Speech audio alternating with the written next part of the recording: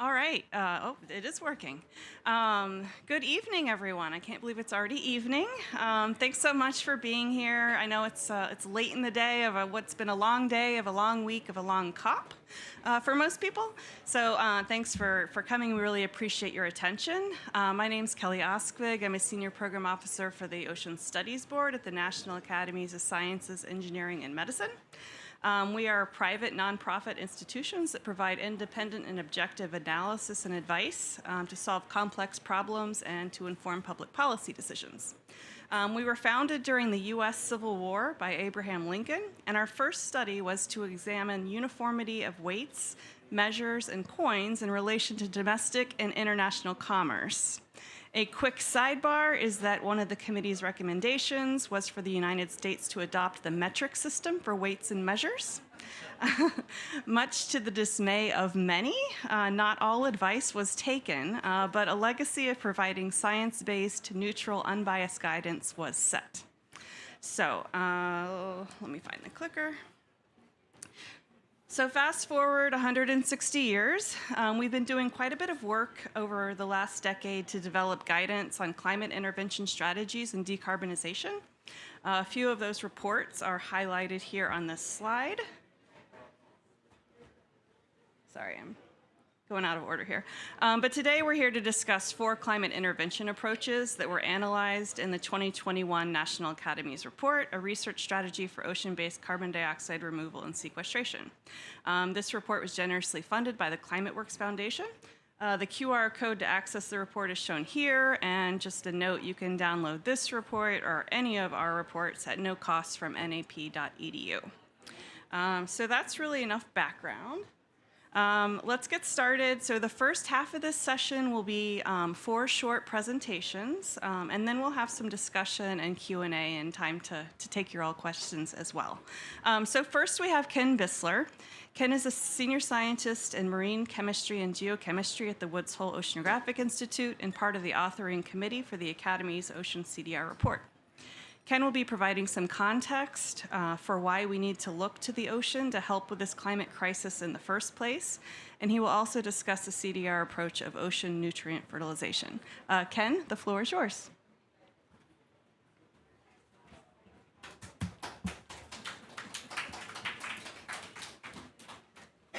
All right, thank you, Kerry.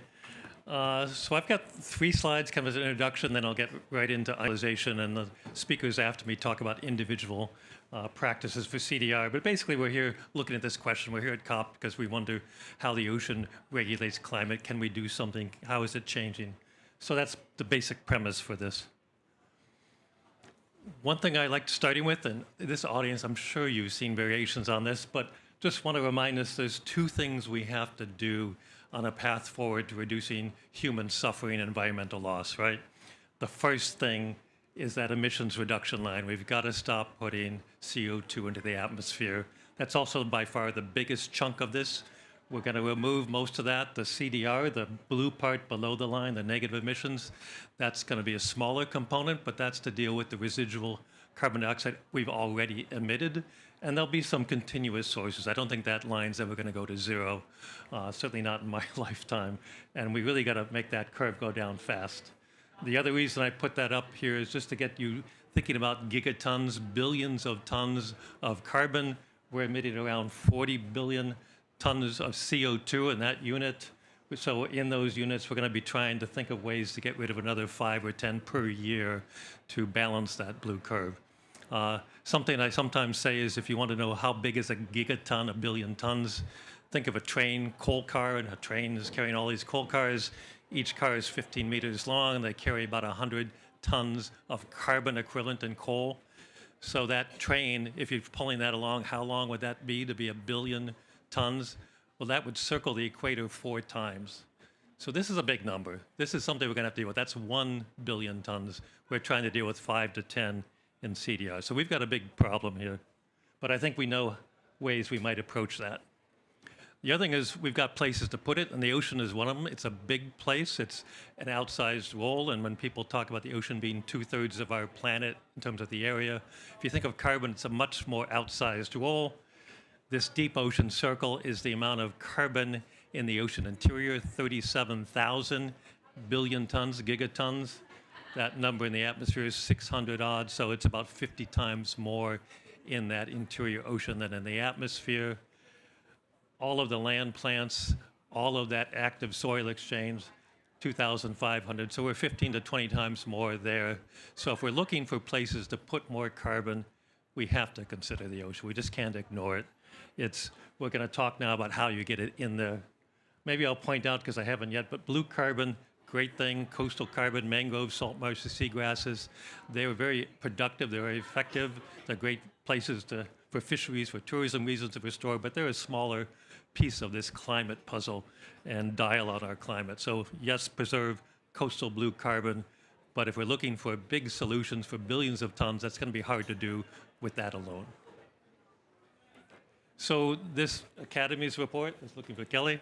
My pleasure to be invited on that, and after the fact, I'm so pleased that we did this, because we were able to take the time all over Zoom, though. It was very painful. We started in 2020. I thought we were supposed to be in DC for a few meetings, but we never got there. So we're just meeting each other face to face for the first time at some of these meetings. But anyway, we spent about a year and a half. We looked at 6 things. That was our mandate. On the left side are more of what we'd call the nature-based solutions. They involve things like growing plants, macroalgae, seaweeds, one. I'm going to talk to you in the next 4 slides about iron fertilization. It's one nutrient that you don't need very much to make a big effect on the growth of microscopic plants. We can bring up nutrients as well with upwelling tubes, but that brings up some of the dissolved inorganic carbon that's stored in that big circle. We don't want to do that, so it's a little bit harder. Ecosystem recovery, things like 30 by 30s, protecting the ocean ecosystems. Yeah, we can increase that, but it's hard to monitor MRV, quantify that, and it probably would get us maybe in the hundreds of millions of tons per year additional storage if we were really good at it. So that's why that's up there, but it might be a great thing to do, but again, it might not be a big enough dial. If you want to scale things up, you go to the engineered solutions. Those can work pretty well. We're going to hear more about electrochemistry, ocean alkalinity. Both of them can change the solubility pump, the chemistry of the ocean, so more CO2 gas gets in there. Doesn't involve directly biology, but it does affect the biology. All of these have impacts on marine ecosystems by their nature. Otherwise, they're not working for us. So that's your introduction. Getting to iron, what do we know? Well, one thing, when we look at those 6, we've been doing this for a long time. I've been over 35 years looking at the biological carbon pump, uptake of carbon into plankton and that transport down into the deep ocean. So back when John Martin was thinking about this and looking at controls on past temperature on this planet, glacial, interglacial cycles, they realized that iron and dust was correlated to the low CO2, the colder temperatures. We know that plants need small amounts of iron to grow, just like they need nitrogen and phosphorus. And so when we did those experiments cleanly on these rusty ships, this was a challenge, but they saw things turn green. And we grew things like diatoms. That's a ketophosphorus diatom there. They're small, but they're responsible, at least marine plants in general, the microalgae, for half of the oxygen produced on this planet, right? So they're very important in the carbon cycle, and we were pretty excited. Soiree at 60 South, we could see this horseshoe shape left behind about a month later. That is the additional chlorophyll that was caused by adding in iron. So we are successful. We were happy with those 13 experiments. But what we didn't really think about directly, of course, we had it in the back of our mind, but we were there for a month. We made very small perturbations that got stretched and diluted so quickly. We never got to this. Where does the carbon go after the bloom? If it stays up in that surface ocean, that's only there till winter mixing brings that carbon CO2 back out. So that's not a sequestration pathway. You've got to get it deeper through the sinking of marine materials like fecal pellets, marine snow in general. That could get you in most parts of the ocean. You get to 500 or 1,000 meters, you're talking centuries, you get it down multiple thousand meters, millennia of storage time. Very little ends up in the seafloor. That would be like 1% of that original marine snowfall. So that's something we haven't answered. I think the next generation, there's some technology, I'm not going to go into it, but ways to monitor that in the future that we could see how effective is iron at durable additional removal. So we formed this group. We went back to some of the scientists initially. We've added on now, I don't know, 25 institutions and over 50 of us who once a month gather, try and figure out what we know. Could we address this issue of durability, of scaling? Can we really get to that gigaton? And then importantly, the ecological impacts. We're changing purposely. There's an intended impact, but there are also unintended things that might happen. So we have to look for those. We have to think about the cost, the effectiveness, and then my last slide will be that bullet on ethical standards, how we're going to do this. And so that report's just over a month old. It has a decadal kind of plan, a 5-year budget and timeline for how we would move this into the field, better models, better technology, and deal with some of the issues on the last slide, which is basically codes of conduct. I mean, we're a scientific group. We're not trying to sell a carbon credit to anyone yet. We think we just don't know those answers well enough to be doing that. So we're saying science first, prioritize for the benefit of humans and the environment. That's our goal. If we're not going to move the needle on climate, then we can stop. We need people who have lines of responsibility through government agencies. It's an issue in terms of the high seas. We've heard something about that here, but who controls use of those waters doing experiments? Back in the day, we just went out and added the iron. We didn't ask anyone. We just did it. We were funded by the National Science Foundation. We had approval. It was not toxin. We didn't create dead zones. We had no permanent harm, but we need to think more about that because as you scale that up, that's going to become more and more important. Of course, we're scientists. We want to make all the data freely available, iterative assessments, do this multiple times. If we go out under an XOS banner, we would allow anyone to come to our site, make your own measurements, see what you find. And that last point, you know, the social license, the governance, the public, we have to bring them along at the same time. And I don't think we did that well enough 15 years ago when the public really basically said, whoa, I'm not sure about this CDR stuff. So I think the public's changed. They become more aware of that crisis. They want to do something. But also we have to be talking to each other and making sure the scientists support each other, no matter which way you want to do CDR. That's my pitch. Thank you. Thank you, Ken. A lot of good lessons learned, and times have changed, haven't they? So Debora Iglesias-Rodriguez is next. She's the chair of the Department of Ecology, Evolution, and Marine Biology at the University of California, Santa Barbara. Debora was also part of the authoring committee for the Ocean CDR report and will be discussing the promising field of ocean alkalinity enhancement. Thank you, Debora. Thank you, Kelly. And thank you for inviting me to be part of this panel and to talk about ocean alkalinity enhancement. Down, okay. There you go. Yeah, and thanks for being here. Thanks for sticking around. I'm going to talk about ocean alkalinity enhancement for the next 5 minutes or so, and I will start with the cartoon that we used in the ocean alkalinity enhancement chapter for the National Academies report, where you can see on the right-hand side the deployment of alkalinity in the ocean. But let's move to the left first, and let's talk about what happens on land for the deployment of mineral, of crushed rock, of pulverized mineral. So that requires the expansion of mining operations, the increase in transportation, industrial processes, and then the delivery at ports and prior to the deployment. And then we have on the right-hand side, so there are a number of life cycle studies that address all these processes before the deployment of alkalinity. And then on the right-hand side, we have the actual deployment from ships, and this is on the coast and also in the open ocean. And we depict here the deployment of particulate mineral, as well as the as alkaline solutions. So there are two ways by which we can increase alkalinity in the ocean, and Gaurav is going to talk about electrochemical methods. And in many labs, we are using both, the crushed mineral as well as the alkaline solutions. So, and in the report, in the chapter, you can see some potential consequences of adding the mineral on the biology.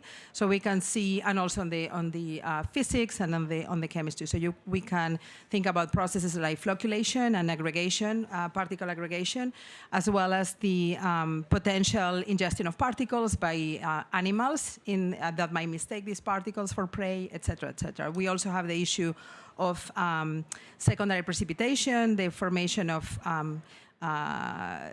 precipitates that can decrease alkalinity in solution, which is a big deal that we are trying to understand how we can prevent that or diminish that. So how does ocean alkalinity enhancement work? Well, we have, I guess the beauty of this approach is that it does what Earth does naturally, which is the weathering of rock over long periods of time, over geological time scales. And what we try to achieve is to enhance alkalinity on geological time scales. So in the short term, by adding these very small particles, let's say of 10 microns in diameter, for example, as small as that, as well as I mentioned, the alkaline solutions. And what that does is it moves CO2 into other carbon compounds. So it locks CO2 into bicarbonate and carbonate ions, and what this does is that it promotes the flux of CO2 from the atmosphere into the surface ocean. So this is how CDR works for ocean alkalinity enhancement. And what we use is, these are examples of the alkali that we use from calcium carbonate or in the form of limestone or derivatives like quicklime, for example.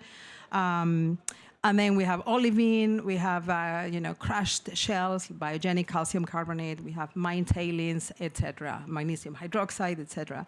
And then we also have alkaline solutions that we can add to the surface ocean. And I wanted to bring up some of the experiments, some of the results. So something that came up in the report is the urgent need to produce empirical data. So we have some experimental work, some of which I'm showing here. So on the, I don't have a laser, but here on the at the top left, you can see an example of the use of a mineral, sodium hydroxide, and then we have studies that look at how to prevent the formation of secondary precipitates, et cetera, et cetera. We also have some examples of the impact on the biology, and one example I'm showing is here from my own lab, in which we looked at two important phytoplankton functional groups. And then, so this is for lab experiments. And then we have something which is kind of like halfway between the lab and the field, which are mesocosms, microcosms, and portable lab experiments. And these are really important, until we have permits to go out there and do this in different ocean basins. This gives us an idea of how populations and communities respond. So this addresses the complexity of natural ecosystems, because there are reciprocal interactions between individuals and between the biology and the ocean chemistry. So something really important to take into us. And everything that I'm showing, are published data, very recently in the last year or year and a half. And this is. There is this urgent need to produce empirical results. And I wanted to finish by highlighting these two examples of field work. The first one you probably know about. It is led by Adam Subas in Woods Hole, and this took place in the summer, I believe. There is this really interesting proposal led by James Delson from Ecomerit Technology. And James was really the father of renewable energy and wind power, and what he proposes is to release these droplets of alkaline solution using wind turbines. And this is a really interesting method because it's kind of like CO2, direct CO2 capture from the air. The sodium hydroxide combines with CO2 in the atmosphere to form bicarbonate ions. There is the position of these droplets eventually in the surface ocean. So there is this combined ocean CDR with wind power. And this is a beautiful example, I think, of how science and engineering combined can lead to innovative projects such as this. And thank you for your attention.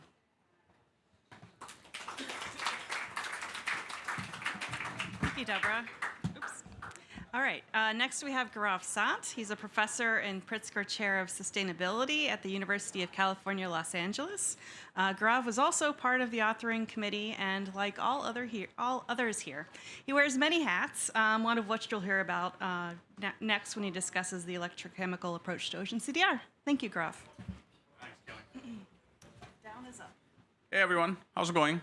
Thanks for having me. Kelly, thanks for inviting me. I'm going to tell you a little bit about work that we've been doing for nearly about the last 5 years now on electrochemical CDR. And so in some ways, it's an interesting combination of things that Ken just said, Debora just said, and a few other things with it. I'm not going to talk about the slide because Ken did a really nice job about talking about carbon budgets and talking about how much is around, where is it, why is it important.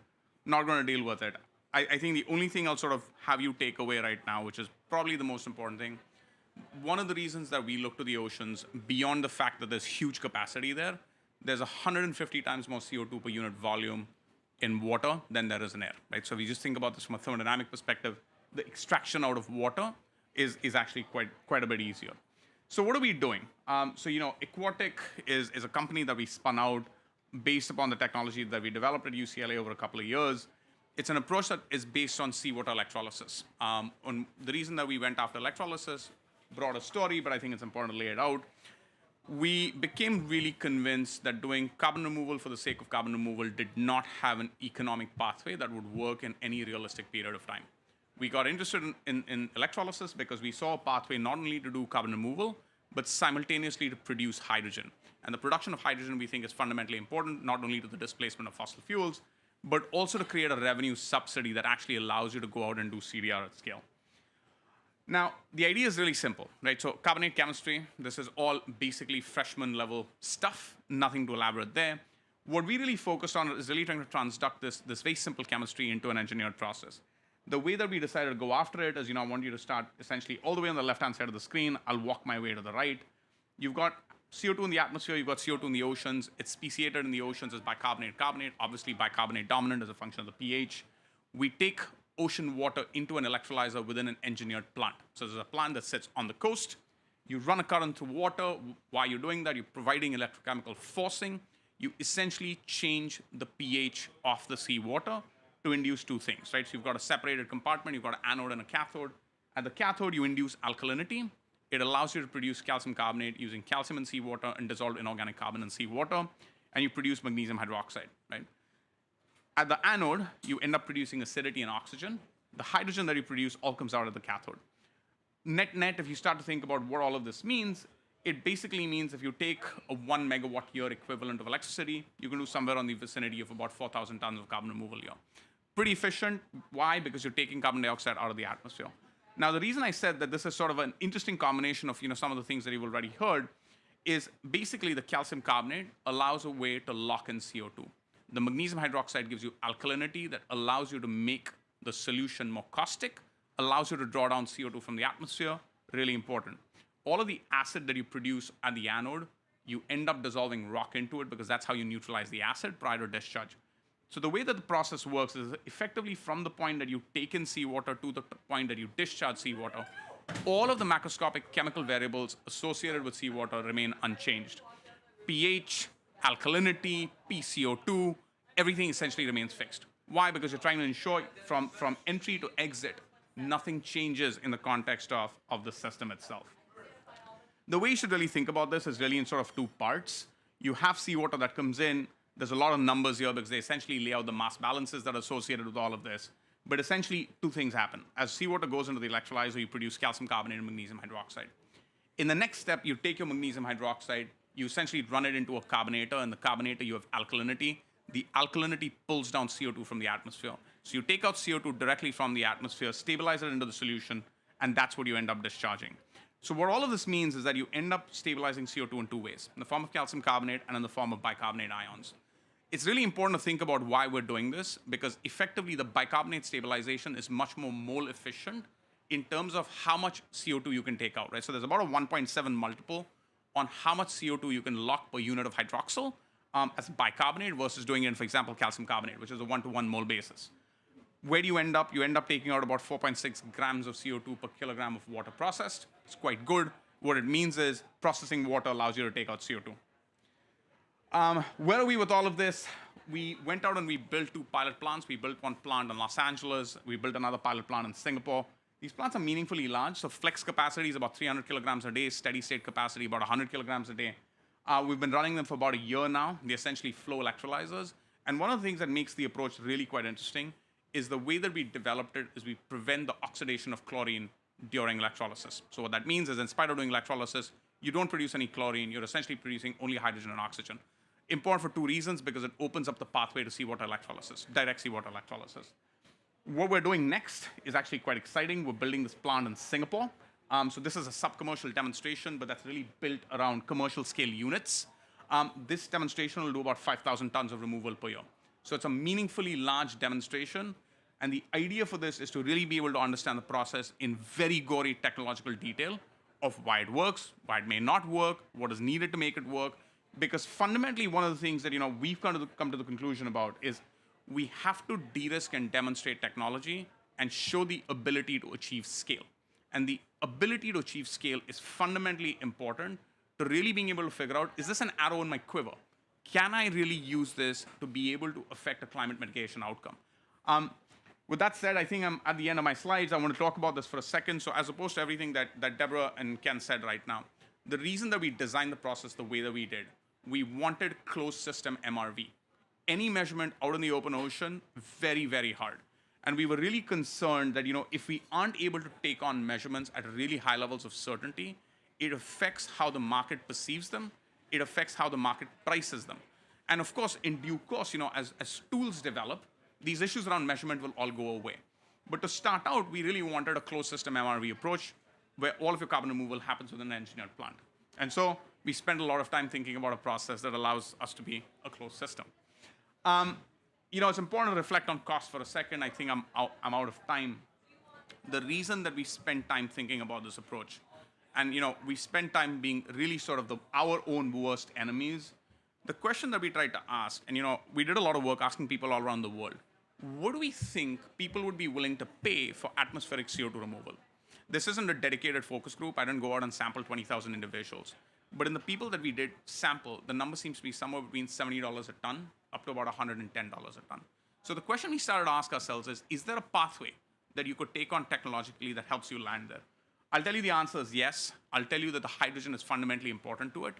And what else is fundamentally important is this idea of learning while doing. Learning while doing is important not only for manufacturing and technology scaling, but also really important for thinking about how you deploy, where you deploy, which jurisdictions you deploy in, because that ends up affecting particularly the early compressions in your cost curve a whole lot. I think with that said, I'll stop. Thanks very much, Kelly. Thank you all for listening to me. Great. Thank you, Gaurav. Our final panelist is Kerry Nickols. She'll be discussing the macroalgal approaches to CDR. Kerry's a senior program officer at Ocean Visions, and you've likely seen Ocean Visions all over COP, doing some really important work to support responsible pathways forward for marine CDR. So thank you, Kerry. Thank you, Kelly, for the invite to be a part of this session.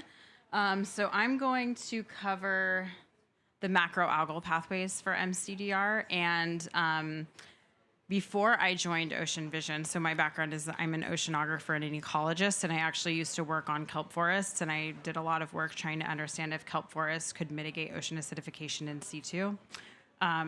So even though I'm actually on the Ocean Visions team, full disclosure, I'm not part of the MCDR team, but I have a lot of experience working on macroalgae and I'm part of the broader team there. But so just this is a schematic. So let me back up a little bit and just say that Ocean Visions is an organization. We're a nonprofit that sits within a network of a bunch of different oceanographic institutions, private institutions, and what we really try to do is to catalyze ocean climate solutions.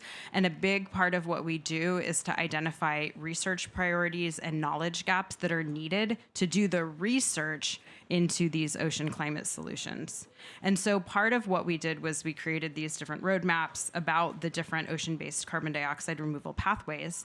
And and part of this is a little bit of a science communication piece. We created these different schematics for the different pathways. So this is the one for macroalgae cultivation and carbon sequestration. So, I mean, hopefully everyone in this room knows macroalgae. So we're talking about, algae that are they can be large. Macrocystis pyrifera, the giant kelp that I used to work on, can grow up to a foot a day.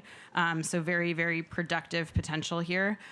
They need sunlight and they need nutrients in order to grow, and that will depend on, the different species, what those different requirements are. So the idea here is to sort of harness the productivity that naturally occurs with macroalgae and to grow them in more open ocean systems. And so that's shown in the schematic. And they are, of course, using sunlight to uptake carbon dioxide and to release oxygen. And so with a lot of, but you'd have to do this if it was going to happen in a meaningful way to contribute to MCDR. It needs to happen over like a pretty large area. And so having big operations of growing macroalgae and then the biomass. So this is really important piece because first off, the carbon can be in the macroalgal tissue or be released as dissolved organic carbon through the exudates on the different macroalgae. But then to sequester it, I mean, how many people have walked along the beach and seen lots of algae on the beach? Right? So if it just ends up on the beach, then it's not going to be sequestered. So it's really important that it actually makes it into the ocean in a meaningful way, like sequestered in the deep ocean, as well as, and then the other part there of the dissolved organic carbon also would need to not just be kept up in the surface layer of the ocean, but would also need to be, to make it deeper into the water column. One of the things with the macroalgae pathway is that you could also use the so it doesn't necessarily all have to go to the ocean. There's also proposals to then use that macroalgal material for long-lived low-carbon products, or to do algal bioenergy with carbon capture and storage, as shown in the schematic. So this is a summary figure taken with information from the report that we've been talking about here today, that the National Academy of Sciences produced, and this figure was made by Additional Ventures, and it's just kind of there's a table of information in that report, and then this is summarizing it into a figure to show you kind of where these different technologies stand in terms of the net cost per ton of CO2 removed. That's on the x-axis, and then on the y-axis, the permanence of the CO2 sequestered. And then the different colors are indicating the level of environmental risk. The size of the bubble is the scalability in terms of tons of carbon dioxide removed per year.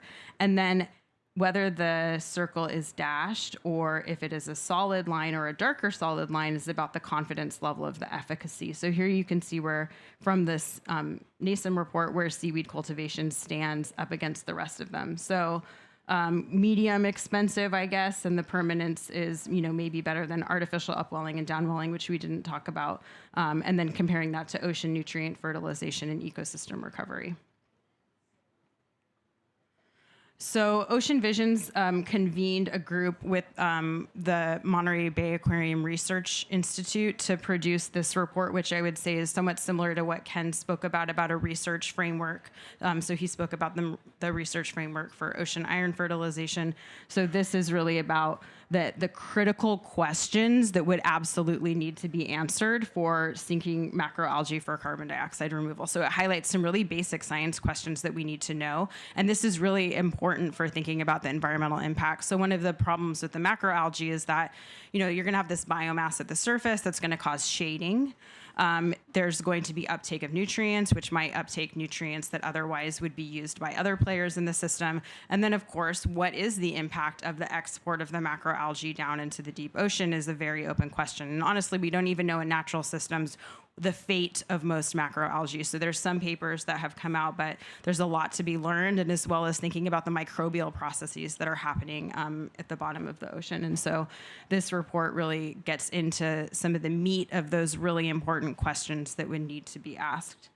And then we also recently published this report That is a comprehensive program to either prove or disprove all the MCDR technologies by 2030, because really that's what we're looking at if we want to make some decisions and know if any of these technologies are going to be effective and scalable, and if they can be done in a responsible manner. The timeline is to do that in the next 5 to 7 years.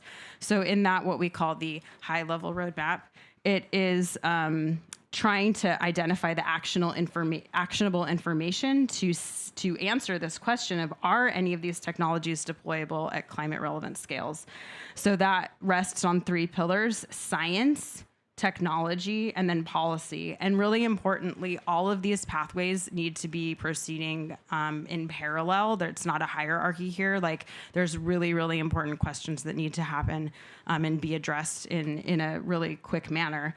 And so that includes, thinking about field trials, supporting lab and mesocosm studies, really moving on that MRV, the social science. So I don't think that that's often mentioned in some of these sessions, that the social science piece of all of this is also really important and is kind of undervalued and underexplored right now.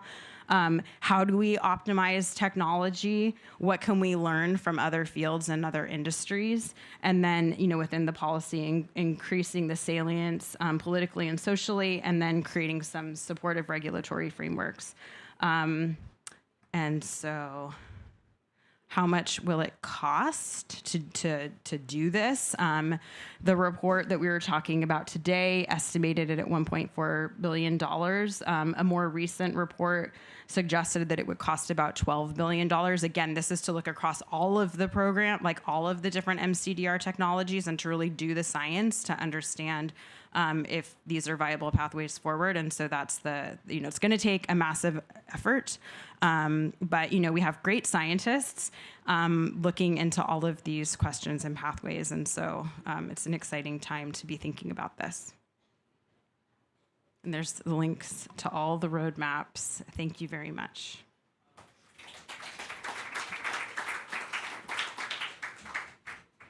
All right, thank you, Kerry. I just want to say, if you've taken a look at our report, we have some painfully long tables. The graphic that she showed was brilliant. So I'm going to have to use that. All right, so I want to invite the panelists to the stage. We have time for a Q&A. I have some questions planned, but there's quite a few people here, so I think I want to give you an opportunity to ask questions first and take advantage of these folks being on stage. Julie.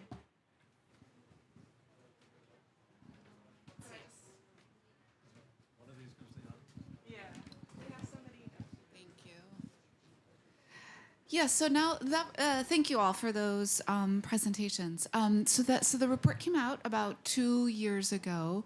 As contributors to the report and reflection now, in hindsight, are there areas of the report that you would like to see have additional treatment, or the progress forward in the past 2 years that you would like to highlight? Thank you. I guess since I have the mic, the way I heard that, if I look back, things that we didn't really have a lot of time to do is prioritize, so we kind of put everything in the pot. We didn't have a lot of time to come up with a research budget, so we kind of winged it. It might be one way to put it, but we've done similar work, so we kind of know. That's why you see the different numbers. And so I think we could get more realistic in that regard. What else should we have done, or have we learned since then? I think it is an all-hands-on-deck thing. That's one thing that I sense from being in the iron world. We've been thinking about this for 20 years. So in some ways, because we know more, we're more hesitant sometimes, because, things could go really wrong if you do that. But then you look at things like alkalinity addition, something we know so little. We just need to grind up some minerals and see what happens to biology. We haven't done those experiments. So they're at such different stages, too, that I think we all feel like we have to get in the field to prove some of these things, but some of them just have that very basic question: what's the response? It's at such a basic level that we really need to be moving fast and catch up on them. But there are other things. Yeah, I think this is an iterative process, right? So the field will move forward and we will learn. In a way, when we were writing the best practice in ocean alkalinity enhancement. From the beginning, we acknowledge the fact that we know very little, so we will learn, and the document will evolve over time. And in a way, this is the starting point, but we are, discovering new things. I was on a panel on Tuesday, an Ocean Visions panel on Tuesday, and Peter de Menocal mentioned this, this ocean network, the development of an ocean network. There are things happening that will make a huge difference, and we will learn a lot. And and so it's an evolving. It should be an evolving. It's not an evolving document because it's kind of set in stone, but we will learn and we will move forward as we discover new things. I don't have much to add. I think on balance, I think we did a really good job, at least with the framing in the report. There's obviously pieces of information that you're going to continue to get, but I think the report is really well put together. I would still stand by it today. So. Can I ask a quick follow-up? Have you all thought about a temporal cadence? Have you all considered a temporal cadence when you think that a refresh of the report or revisit, as the academies do periodically on topics, might be appropriate? A refresh is always good. The question is at what temporal scale. I think on the order of 5 to 7 years maybe, but not sooner than that.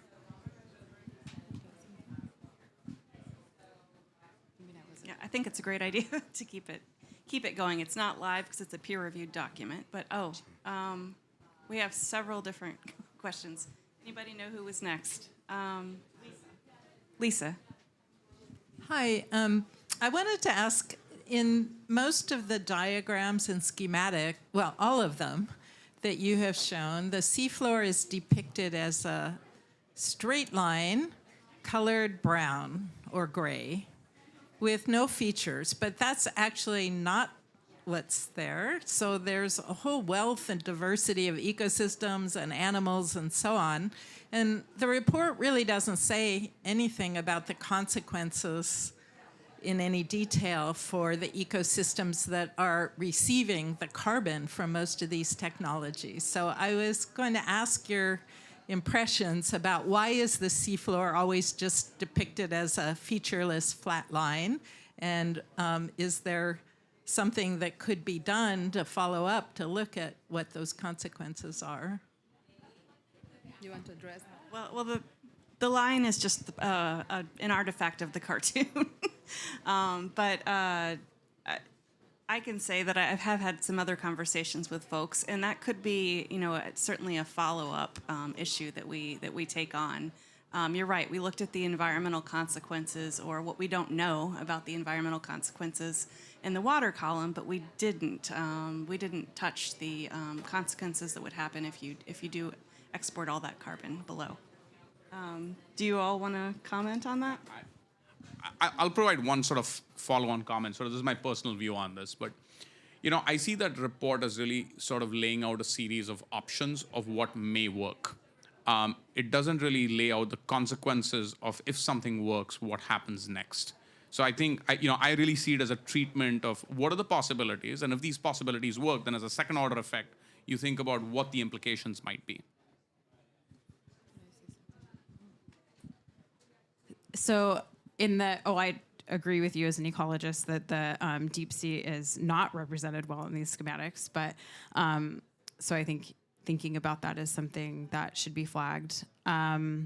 In the high-level roadmap, so we identify these fundamental questions that will have to be answered, and that, by those 3 pillars. And one of those questions is, what are the environmental impacts, and how does that, are they acceptable? And so that research into that question absolutely has to happen, that there needs to be a lot of research into thinking about the environmental impacts and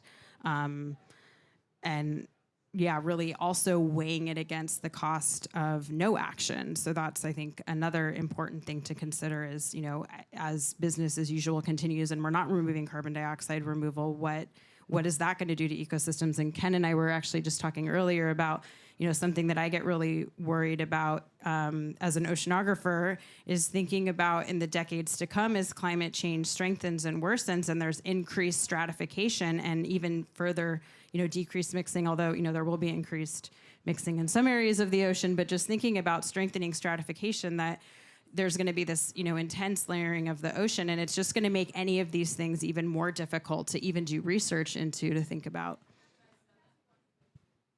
Thank you. The gentleman in back, and then Tony. Thank you. What proportion of the 5 to 10 billion tons of CO2 per year that we need in negative emissions do you think could realistically come from MCDR, given, for example, the tonnage of mineral feedstocks that might have to be extracted and processed in order to do ocean alkalinity, for example? So I'll give you an engineered view to this. So general expectation, there's a few sort of constraints that you've got to consider. Couple of constraints that come about from what do we think is the amount of actual available energy. That's sort of the biggest constraint that you face. Assuming that we can create enough energy, if you can do whatever you want. Now, if you sort of take a step back and sort of look at the expectations on what we think energy scale-ups are going to look like, it seems as though getting to 2050, several gigatons, comfortably several gigatons. Is that just Oceans in general. ocean in general? Yeah, I think none of us feel that any one of these is going to be the silver bullet, right? The silver buckshot is the word we often use on some of this. With the nature-based ones, the limitation of the macronutrients, really, we can add in more, but that's just, I think, unrealistic to think about adding nitrogen and phosphorus personally. We need things that have like the leverage of iron, but then they run out of silica, they run out of something else. And so we can get some of those numbers up. Maybe that's a billion tons per year in that case, but we might not want to get there. We might find that the effects downstream or something else says, well, we shouldn't be doing it at that scale. Let's do it as smaller. But there's a lot of interest at this meeting in CDR, a lot of this commercial interest. Someone's going to go out there and do 100,000 tons if they can get $100 a ton. So even for that reason, at small scales, we need to be answering these questions because there's a market that's developing that's going to pay someone. And so we need learning by doing, and we got to get ahead of that, I think, the commercialization before we start rewarding people with carbon credits for something that might be causing damage. Even at these smaller scales, it's going to happen. So, Anyone said anything? No, I was just going to say that any the moving forward needs to be guided by science. This is some worry that all of us have, and something that I haven't seen done. There's this really interesting paper by Jean He and Mike Tika, and it's a modeling study based on 17 ocean basins, and they look at the CO2 uptake capacity of each of these ocean basins, and there is huge variability, so there is this need to go out there and do the tests, but we don't have the oceans mapped out. We don't know what's appropriate, for each coastal versus open ocean and different coastal ocean basins. So this is we need to do all this while we do the lab and mesocosm experiments and the field trials. This is a pretty unique time, I think, because we don't have the luxury to wait. So but at the same time we have to get it right. But no one in the right mind thinks that we will rely on one approach. We'll have to do what we can with all these approaches.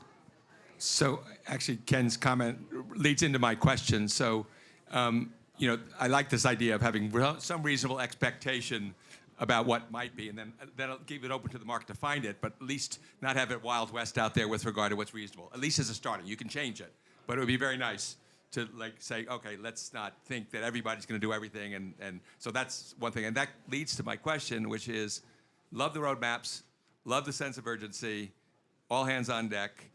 Now, how do you overlay that with the roadmaps, the time frames that the businesses are thinking for upscaling their investments in those businesses? And what do they need? Do they think that they need relative to these research questions? How does that align what you think they should need? And then how do we get the policy framework such that it allows that time you need to be able to do that, which I think is going to happen probably in sync. They're not going to wait for you.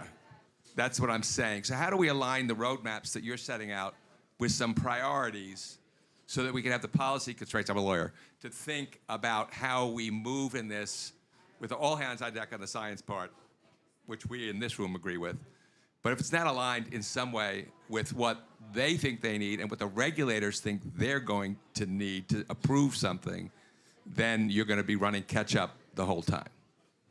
So how do we do that? So I think that there are some folks developing MRV protocols that we hope we will that will work to some extent. But then in my opinion, we need a time series. We need to make use of carbon observatories to really monitor in real time for extended periods of time, because frankly, I do lab experiments and mesocosm experiments, but the reality is that when you test in the field, we have no idea. So we are beginning to collect data, and we'll have to learn as we do these experiments and make those observations. Anyone? Yeah, I think it's going to be really important that there are, and this is something people are talking about having some sort of MRV standardization. Also thinking about codes of conduct. Like right now, it's like this person has a code of conduct and this person has a code of conduct. And so there needs to be some sort of generally agreed to principles, I think, moving forward.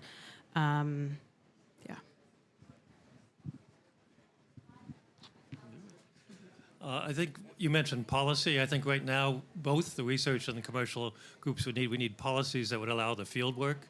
We can't wait for the perfect international negotiation for how we're going to deal with this world in 10 years selling carbon credits, but let us put it in seaweed farms, do experiments. So I think that we agree on. In terms of MRV, I'd like to see the commercial side, and maybe we can lead by example. Focus not just on MRV for carbon, because that's what they're being paid for often, but we're putting a small letter E for the environmental ecological consequences, EMRV, and make sure they're doing that as well, because all of these have intended consequences which will shift those things. And if there's damage there or there's a consequence we don't want, we want to make sure we're looking at that at the same time. So we should ask them to be doing EMRV along with their MRV, and that would put us maybe more in sync. All right, thank you. Anyone else want to respond? Okay. I'm the only one that doesn't. All right. I don't see another hand, so go ahead. Hello. I have just one technical part to go. Actually, the amount of CO2 what you showed is very encouraging in the electrolysis process. But had you thought about anode getting corroded under the seawater conditions? Yeah, so we've actually spent a lot of time building these systems, so they're actually ruggedized. They're ruggedized particularly for maritime applications, so they're designed to be corrosion resistant. Time will tell, like everything else. Yeah, thank you. Just a quick one. I arrived halfway the second talk, so maybe you already answered to this. But moving from lab mesocoms to large scale, if something goes wrong, who do you think is going to pay? If there is any damage also for the ecosystem and to restore. Have you thought about that? So I'll provide my perspective, which is very limited. So I think about these as engineering problems. And I think, while indeed the adverse consequence is very important, I think based on where we stand today, the technology suite that's actually necessary to even get to a point where we could cause trouble does not exist. And I think this is a big part of the problem. If we're able to actually develop and de-risk the technology suite, and we can, like I think everyone has said, including the audience, continue to learn while we do, I think we'll be able to hopefully avoid adverse consequences. I think this is the pathway we're going to have to take. I think, so I very much believe in the idea that perfection is the enemy of the good. At the same time, I need arrows in my quiver. If I don't create arrows, I'm going to go hungry tonight. And so that's sort of the framing that I use when I think about most of the things that I do. But I think comments around, that Ken just made around think about EMRV, et cetera, they make sense. But I don't think we even know yet where to start. And I think this is what makes the problem hard, which is why I think we just have to learn while we go.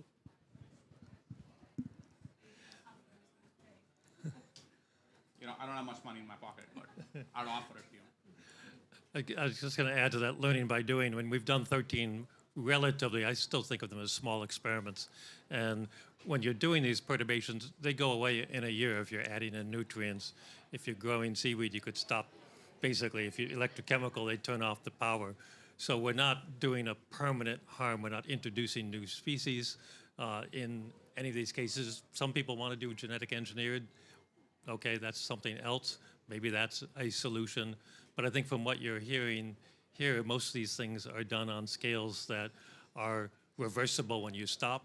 Conditions return, winter comes along, mixes that water. We're not creating permanent harm. Upscaling, that's the big thing. And what worries me and what, 15 years ago we stopped doing this work, we'd have a lot of answers now about how this might work at bigger scale in the iron case if we had kept going. But without answers, without having done that, people can say anything. So they can start selling you the Brooklyn Bridge and telling you they've got all kinds of ways to sequester carbon, not knowing those answers. So the lack of knowledge worries me more than the consequence of the experiments we're talking about.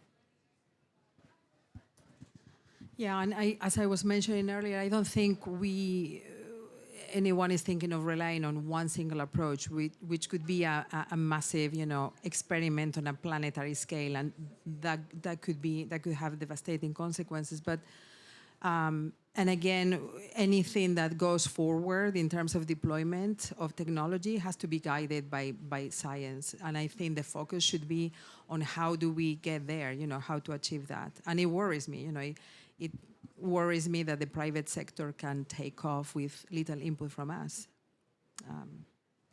Yeah, I'll just add that no one is talking about moving from laboratory experiments to deployment at scale, right? It's a staged process about doing the laboratory experiments, doing the mesocosm experiments, and then moving on to small-scale field trials. And if at any step of the way it looks like this is not a good path to go down, then there needs to be some sort of stage gate or checkpoint about, that's the time. If it seems like the impacts are outweighing the benefit, then to exit to doing the research and not look at that as a viable path. Thank you. We just have a couple minutes left. So I'm going to ask a question kind of following on to what Julie had asked and what else, what did we maybe not cover? I'm just going to say at the time of the report came out, we examined 6 different approaches. The 4 that we heard today, plus ecosystem recovery and also artificial upwelling and downwelling. So it's been 3 years since we started that project, and that list of 6 wasn't inclusive. Are there any other promising approaches or new innovations that we should all be keeping our eye on?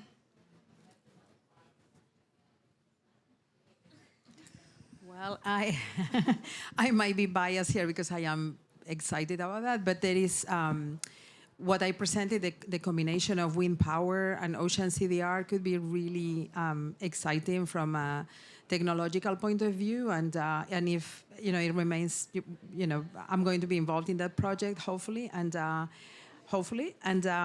if it worked, it could be a beautiful way of capturing CO2 directly from the atmosphere and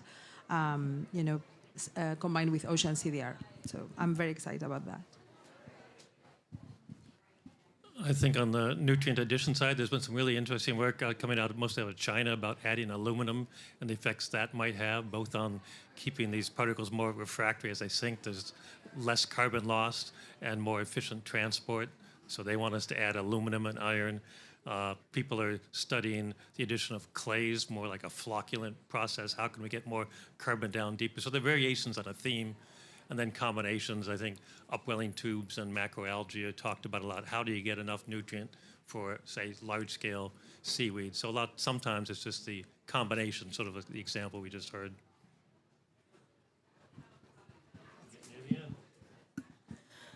I'll just say it's really exciting to see so much attention focused on ocean science and the momentum around innovation for observations. And so as we're doing this work and we've identified questions and ways to answer these important research questions to look into these techniques, but even with the MRV, there's really important developments that are happening in sensor technology that will also extend beyond just thinking about marine carbon dioxide removal. So I think in general, no matter how we move, we're doing so much science that's going to be really great for the ocean in general. All right. Well, that wraps it up. Thank you so much to the panelists, to the audience for the great questions. Yeah. Awesome job. Thank you, and good night, everyone.